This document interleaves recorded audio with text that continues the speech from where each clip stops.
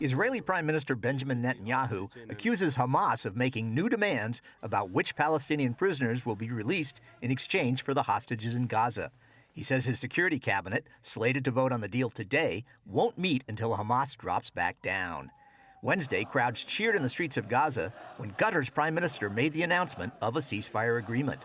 If Hamas does drop its objections, the deal's supposed to take effect in 3 stages, with the guns going silent and the first 3 hostages coming out this Sunday, 2 of them Americans. More of the 33 hostages, who are over 50, female, children, or sick, will then be freed every few days in the 6-week-long first stage. After 16 days, more negotiations begin, which should see the rest of the living hostages freed and the war permanently ended. In exchange, Israel will release around 1,000 Palestinian prisoners, including many terrorists serving life sentences for murdering Israelis. Israel's foreign minister points out it's tough to accept a deal leaving Hamas terrorists in power. But if we will postpone the decision, we don't know how many of them will survive.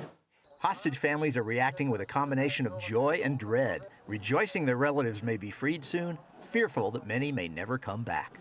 I really hope that it won't end with only 33 hostages returning home, but all of them, because everyone must return, both the living and the dead. Netanyahu first called President-elect Trump to thank him for getting the deal done, and then called President Biden. Both Trump and Biden are taking credit for the now-threatened deal. Trump declared on Truth Social, this epic ceasefire agreement could have only happened as a result of our historic victory in November. Biden says the plan was first advanced by his team, but said the incoming and outgoing White House teams worked side by side. In these past few days, we've been speaking as one team. Trump stating his incoming administration will work to make sure Gaza never again becomes a terrorist safe haven.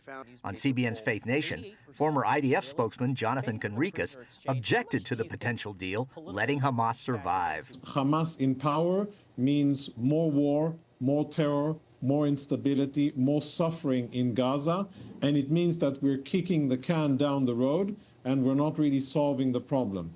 Secretary of State nominee Marco Rubio, a strong advocate for Israel, voiced concerns at his hearings Wednesday. How can any nation state on the planet coexist side by side with a group of savages like Hamas?